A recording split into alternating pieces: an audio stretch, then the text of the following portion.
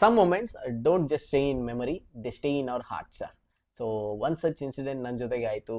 Last time ನಾವು ಹೋಗಿರುವಂತಹ ಕೊಡೈಕೆನಲ್ ಟ್ರಿಪ್ನಲ್ಲಿ. ಕೊಡೈಕೆನಲ್ ಬಿಸ್ನೆಸ್ ಕಾನ್ಫರೆನ್ಸ್ ಎನ್ನುವಂಥದ್ದು ಬರೀ ಒಂದು ಕಾನ್ಫರೆನ್ಸ್ ಆಗಿರಲಿಲ್ಲ. It was a proof that the dreams do come true if you stay consistent, if you stay confident and if you take action and if you never give up.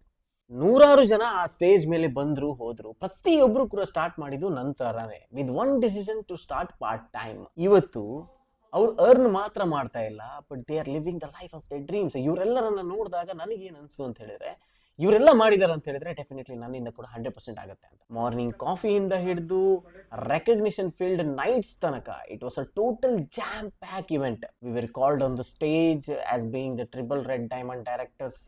ನಮ್ಮನ್ನು stage ಮೇಲೆ ಕರೆದ್ರು. There was recognition from the national sales head. It was really a wonderful moment ಅಂತ ಹೇಳ್ಬೋದು. ಅದೇ ರೀತಿ ಈ ಒಂದು ಇಂಡಸ್ಟ್ರಿಯಲ್ಲಿ ಅಚೀವ್ ಮಾಡಿದಂಥ ಒಂದಿಷ್ಟು ವ್ಯಕ್ತಿಗಳ ಮಾತುಗಳು, ಅದೇ ರೀತಿ ಒಬ್ಬ ಸ್ಪೆಷಲ್ ವ್ಯಕ್ತಿಯ ಲೈಫ್ ಸ್ಟೋರಿಯನ್ನು ಕೇಳುವಂಥ ಚಾನ್ಸ್ ಕೂಡ ನಂದಾಗಿತ್ತು.